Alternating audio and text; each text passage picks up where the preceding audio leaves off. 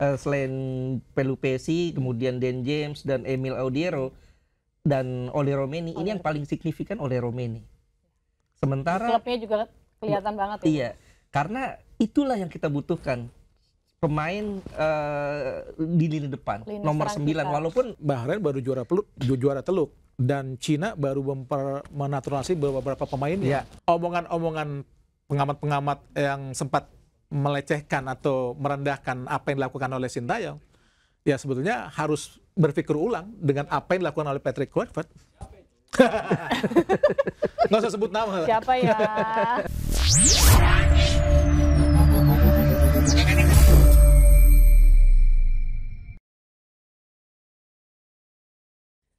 Salam olahraga, Sobat Locker Room. Setelah 4 bulan lamanya ini Timnas Indonesia sudah melakoni kualifikasi Piala Dunia 2026 zona Asia. Pada edisi November, Indonesia sudah berhadapan dengan Jepang dan juga Arab Saudi.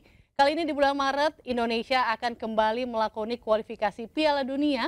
Nantinya akan melawan Australia dan juga Bahrain pada tanggal 20 dan 25 Maret mendatang. Dan bersama saya Raditya di podcast Locker Room. Kali ini kita akan membahas bagaimana kira-kira perakiraan di Timnas Indonesia di bawah era kepelatihan yang baru Patrick Kluivert dan apakah PSSI dapat memenuhi target untuk lolos ke Piala Dunia. Saya tak sendiri, saya kali ini bersama dengan dua pengamat sepak bola, yaitu Bung Abdul Haris, Bung Ais, salam olahraga Bung. Apa kabar Bung? Alhamdulillah baik. Dan juga Bung Ahai nih, siapa yang nggak kenal Bung Ahai nih? Bung Hadi Gunawan, apa kabar Bung? Alhamdulillah, salam olahraga yuk.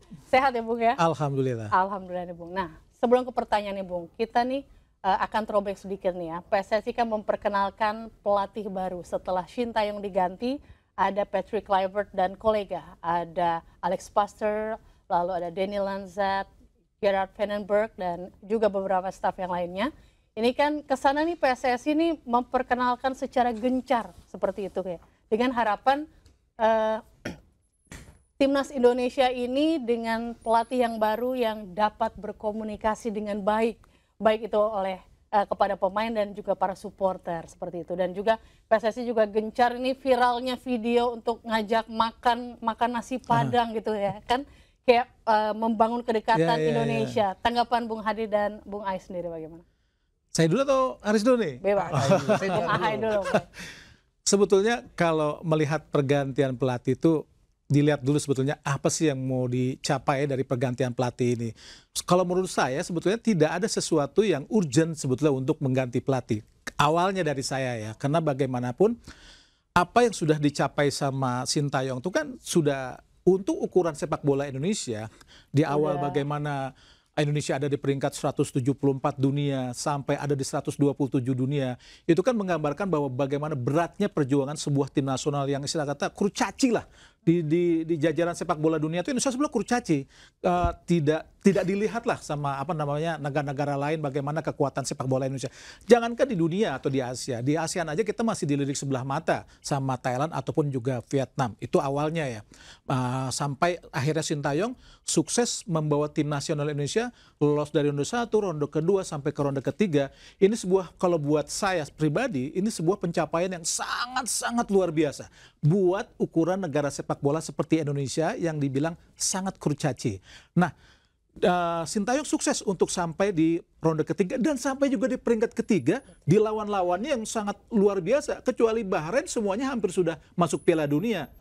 Mungkin hanya Bahrain juga kalau dihitung Indonesia sebagai negara Hindia Belanda. Mungkin Indonesia juga dihitung sebagai negara yang pernah ke Piala Dunia. Tapi itu kan tahun 38, sangat jauh. Nah itu sebuah pencapaian yang luar biasa. Tiba-tiba harus ada pergantian pelatih. Nah buat saya pribadi sebetulnya, apa sih sesungguhnya alasan untuk mengganti Sintayong itu? Itu yang menjadi PR tersendiri. Mungkin orang bilang masalah komunikasi, ada masalah di locker room atau segala macam. Itu kan masalah persepsi. Itu belum bisa dibuktikan juga betul benar atau tidaknya. Masalah komunikasi toh sebenarnya banyak orang juga mengatakan ya mungkin Sintayong tidak biasa ya sebenarnya. Iya biasa, Sintayong nggak bisa mungkin nggak bisa bahasa Inggris, memang benar. Butuh translator. Tapi kan banyak orang juga yang bilang bahwa hal itu sudah terselesaikan dengan sangat baik lah.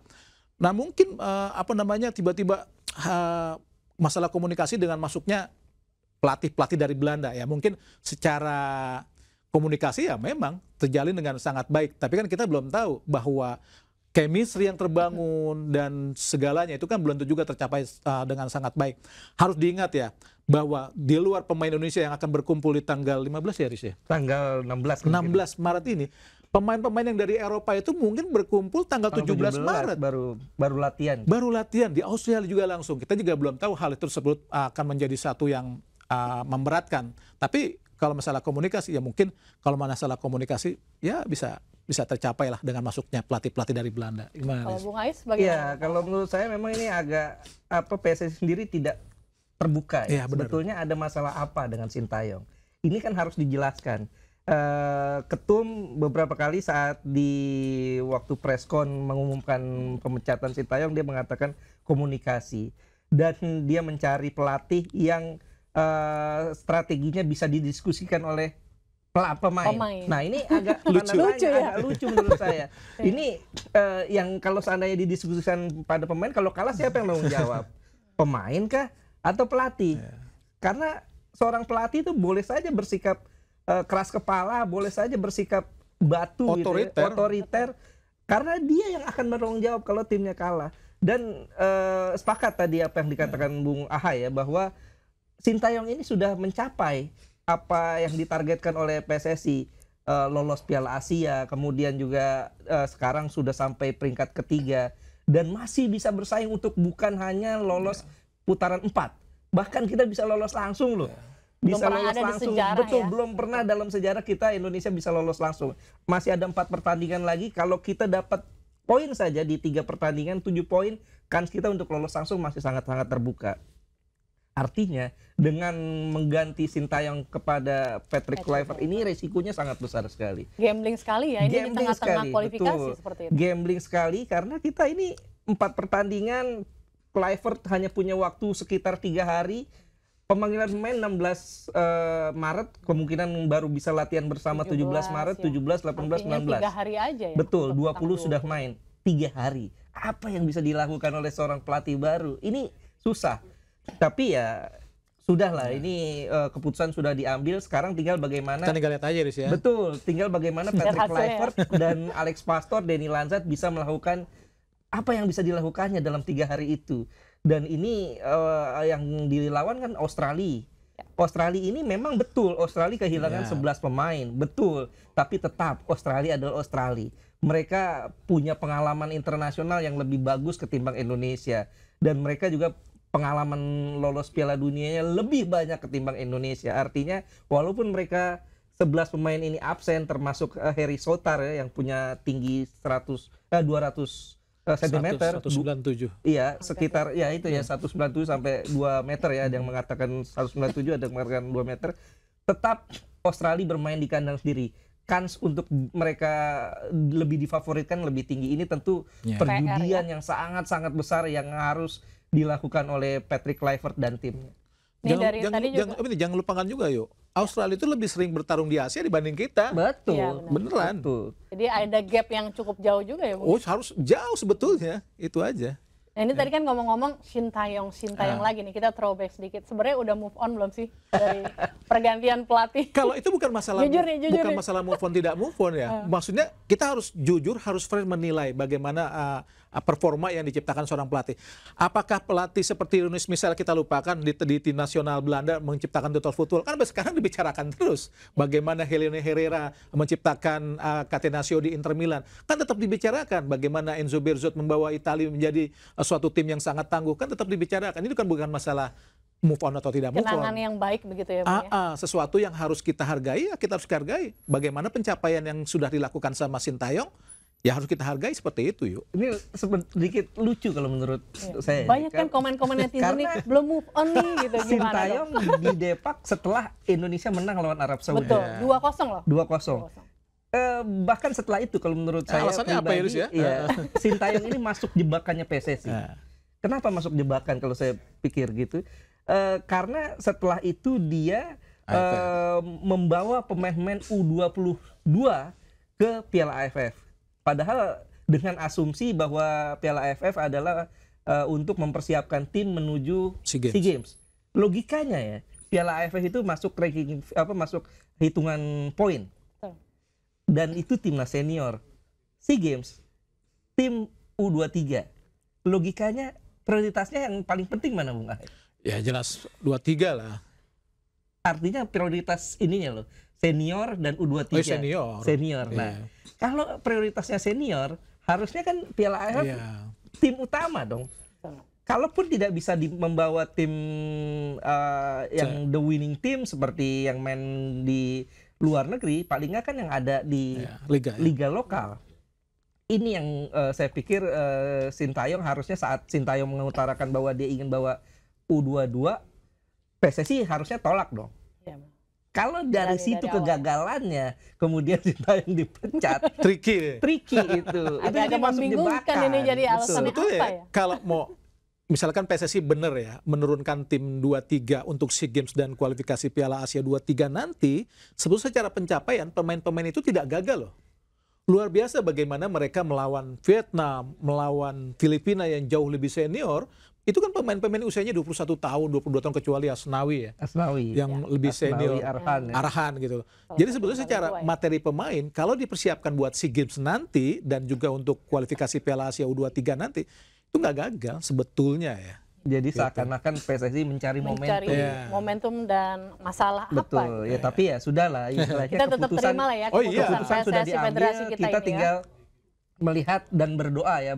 Mudah-mudahan Kluivert dan timnya ini bisa meneruskan apa yang sudah dilakukan oleh Coach Sintayong. Ya, sebetulnya bagaimana PK sekarang atau Patrick Kluivert melatih ya kita terima seperti itu. Cuman waktu proses penggantiannya itu ya yang terlalu banyak gimmick sebetulnya. Itu semua keputusan PSSI mau ganti mau enggak terserah mereka. Yang penting nanti kalau ada sesuatu kita lihat hasilnya. Betul. Seperti itu yuk. Nah, sebenarnya tuh apa sih yang diincar PSSI ini dengan mengganti pelatih kepala si Patrick Kluivert ini? Apa sih yang diincar, Bung?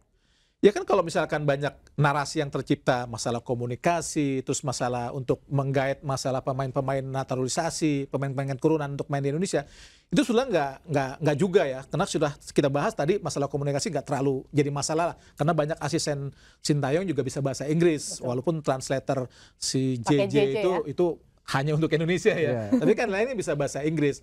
Nah sebetulnya kalau masalah menarik keturunan, kalau Indonesia masih di peringkat 174 dunia, susah. Gua nggak yakin yuk.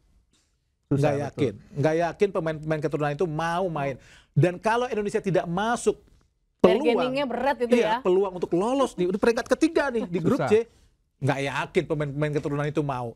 Karena mereka melihat itu dan siapa yang mencapai itu. Itu yang harus dilihat. Nggak bisa dipungkiri. Nggak bisa dipungkiri. Kita bukan masalah move on dan nggak move on ya. Masalah pencapaian. Itu. Faktanya seperti itu. Faktanya seperti itu. Gimana mau dibuat? Coba. Betul ya, inilah dan juga cara treatment PSSI melakukan perpisahan dengan pelatih lama ini juga harus dipertanyakan ya. Artinya ya it's okay lah, memang ada kekurangan dari pelatih yang lama. Pastilah. Masalah komunikasi sampai 4 tahun dia masih belum bisa berbahasa Inggris atau berbahasa Indonesia.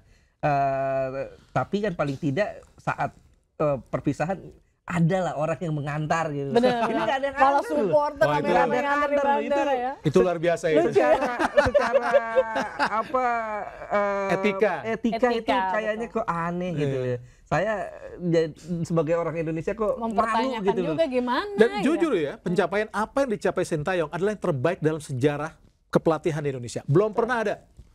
Semifinal Piala Asia 23 belum pernah. Memang karena pernah hampir mencapai Olimpiade tahun 76 di Montreal saat kualifikasi Olimpiade tahun 75 di Senayan saat kita lawan Korea Utara. Memang hampir lolos, tapi itu senior, udah lama sekali. Dan juga pernah kita hampir lolos ke Piala Dunia tinggal lawan Korea atau lawan Jepang di tamannya Sinyo Aliando. Tapi itu kan pencapaian sudah lama dan tidak pernah lagi dicapai oleh pelatih-pelatih Indonesia. Setelah bertahun-tahun lamanya. Berpuluh-puluh tahun baru dicapai lagi Sintayong. Jadi buat kita, kalau buat saya pribadi ya, buat gua pribadi, ini pencapaian terbaik dalam sejarah untuk tim nasional Indonesia. Seperti itu yuk. Oke, lalu sebenarnya apa sih perubahan yang dibawa Patrick Kluivert di Indonesia? Ada nggak sih perubahan yang dirasakan nih sampai sekarang? Iya, kita belum lihat perubahan. Harapannya mungkin seperti apa? Gitu. Ya, tapi ya kalau kita lihat apa yang sudah dilakukan Patrick dan timnya, ini ada sisi positifnya juga ya. Artinya memang Patrick Kluivert dia sowan ke beberapa klub di Liga 1, ke Dewa United dan dia datang ke beberapa pertandingan, ini nilai plus lah. Artinya proses seleksinya ini cukup ketat begitu, Bung? Kalau seleksi malah gue ngelihat hampir sama Mas Hampir Sintayong. sama, karena bedanya cuma satu. Dulu-dulu juga kayak gitu sama ya? Buktinya, siapa namanya, sejak dia datang untuk menandatangani kontrak, sampai dia menjelang tahun ini kan punya waktu banyak sebetulnya untuk keliling. Ya. Dia cuma berkeliling beberapa klub doang kok. Ya. Sebetulnya sama aja jika orang dulu banyak pengamat yang mengatakan, wah Sintayong mana nih nggak keliling-keliling untuk mencari pemain. Mungkin bedanya dulu nggak di-expose gitu ya. Ternyata sama juga. Dia cuma melihat apa yang materi pemain yang pernah diambil sama Sintayong. Ya. Udah seperti itu Termasuk aja. Terlalu yang beresiko dirilis sih memang. line up-nya ya. Ya, Memang terlalu beresiko ya. RSI Kalau dulu seandainya Patrick Kluivert langsung melakukan perubahan tim, ini terlalu beresiko.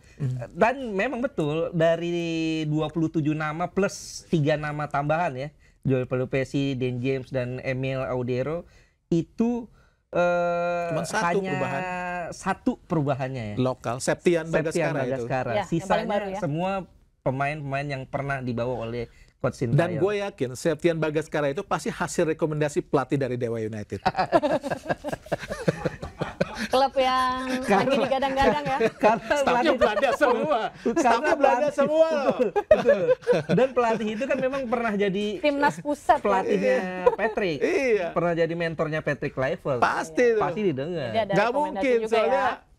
biar gimana pun tiba-tiba muncul gitu Septian Bagaskara dengan pemain yang sebagai sub. Memang mencetak 7 gol, tapi sangat apa ya menurut gue sih ya prematur juga dia cipta-cipta manggil Septian Bagaskara. Jadi kurang lebih yang di line up list pemain itu ya pemain-pemain pilihannya Sintayong juga. Iya benar kata Ais bahwa memang sangat beresiko. Tapi ternyata apa yang kita ungkapkan dulu bahwa apa yang dipilih sama Sintayong itu memang sangat beralasan dan Iya. sangat tepat semua materi pemain. Walaupun banyak orang yang mengatakan, kok ini nggak dipanggil, kok ini pemain cadangan di klub luar Pada jadi tapi pundit jadi pemain semuanya. inti. Ternyata apa yang dilakukan oleh Sintayong dilakukan sama Patrick Kluivert di luar bahwa sangat berisiko untuk memanggil pemain-pemain baru. Ternyata memang pemain yang dipilih oleh Sintayong memang sangat tepat. Itu buktinya. Termasuk Pratama Arhan. Iya. Ya, Logikanya kalau kita lihat posisi back kiri yang ada sekarang, Wah, itu banyak sudah banget. numpuk. Ada Dan James yang baru, Iya, Calvin baru. Verdong, Nathan Choaon bisa back kiri, San Sen Patinama. Patinama, udah 4. Bingung pilihannya Plus tadi gimana. Pratama Arhan. Orang bilang dulu Sintayong mengandalkan lemparan jauh Pratama Arhan. Ternyata Patrick Kluivert masih manggil juga. Dulu kan banyak banget ya narasi. Wah, Berarti itu memang ya kelebihannya. pemain nggak pernah main dipanggil sama Sintayong. Pelatih apa tuh? Ternyata lihat Marcelo Ferdinand, Nathan Choaon di klubnya gimana? Jarang juga menit bermain. Dia Justin dipanggil Kapler juga. juga ya. Kayak diturun-turunin Jadi ya, maksudnya Bung, ya. omongan-omongan pengamat-pengamat yang sempat melecehkan atau merendahkan apa yang dilakukan oleh Sintayong, ya sebetulnya harus berpikir ulang dengan apa yang dilakukan oleh Patrick Kluivert. Nggak usah sebut nama lah. Siapa ya? Cukup kita lihat aja di media-media online. Cukup searching ya. Searching aja Cukup deh. searching itu. Terus selanjutnya nih, mungkin nggak sih dengan banyaknya pemain keturunan Belanda, ini timnas Indonesia nantinya bermain menyerang total football nih, Bung?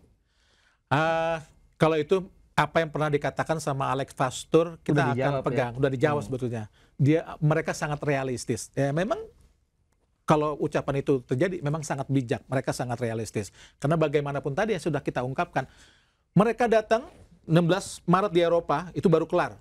17 Maret mereka terbang langsung, 16 Maret terbang, 17 Maret sampai ya. 17 Maret latihan baru langsung, lah. 19 latihan resmi, 3 hari, 2 hari sebetulnya full yang paling itu ya, yang paling paling efektif untuk bisa mereka bertemu. Jadi sebetulnya mereka tidak akan jauh dari apa yang pernah dilakukan oleh pelatih sebelumnya. Mereka sangat realistis. Bukan itu salah ya, itu sangat bijak apa yang dilakukan mereka.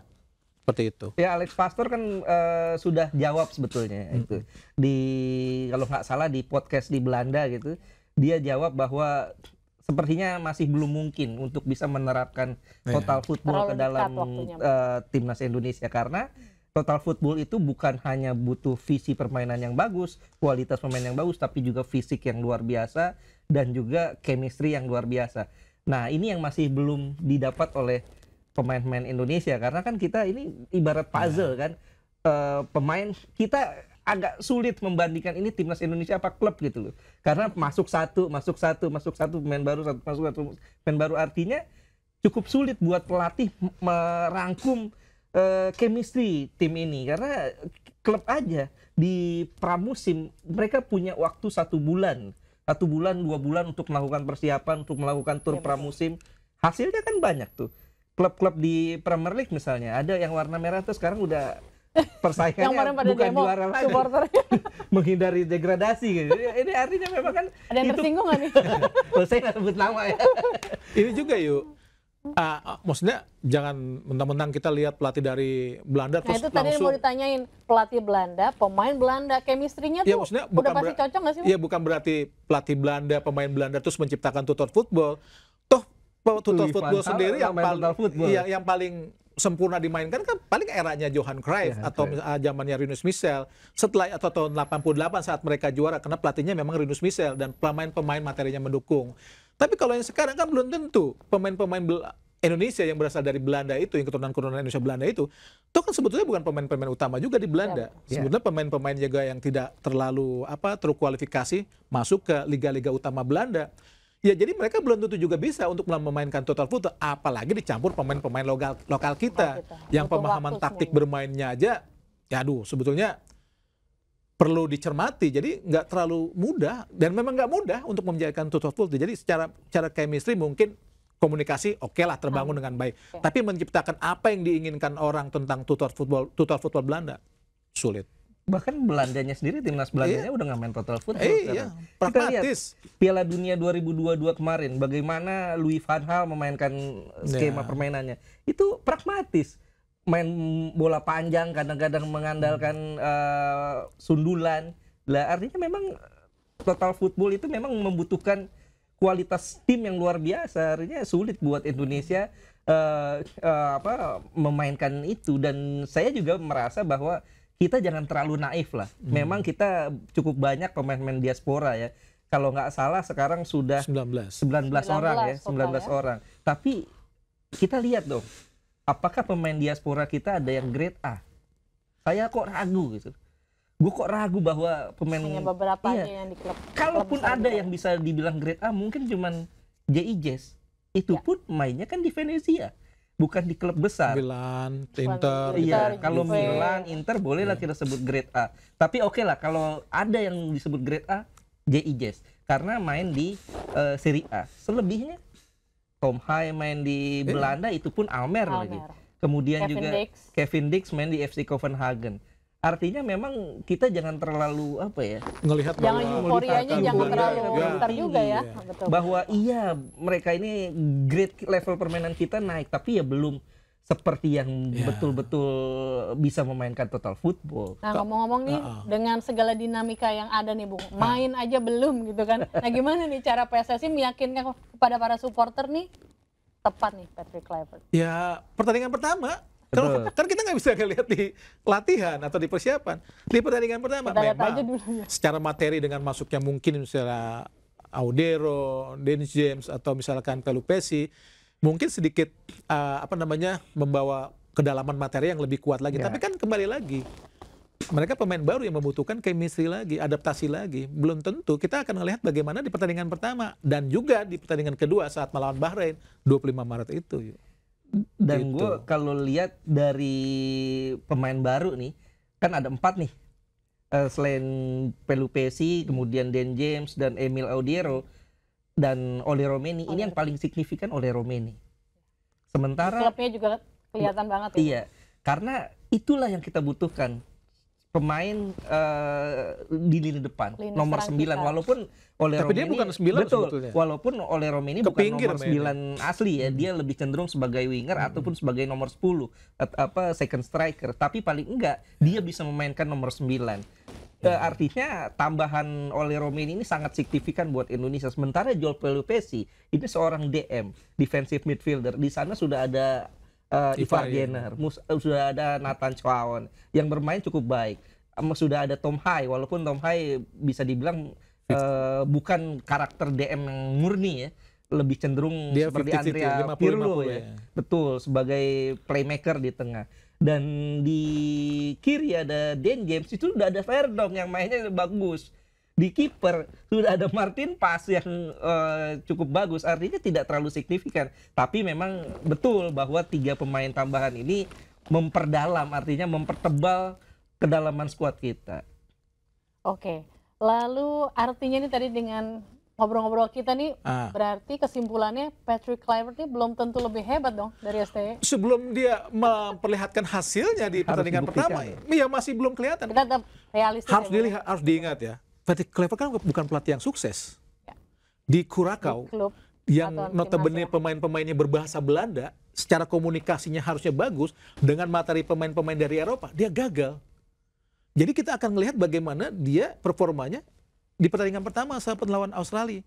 Ditambahkan di pertandingan kedua, mudah-mudahan mereka atau Patrick bisa menciptakan hasil yang bagus buat Indonesia agar peluang kita tetap terjaga. Itu yuk. Pokoknya pertandingan pertama kuncinya.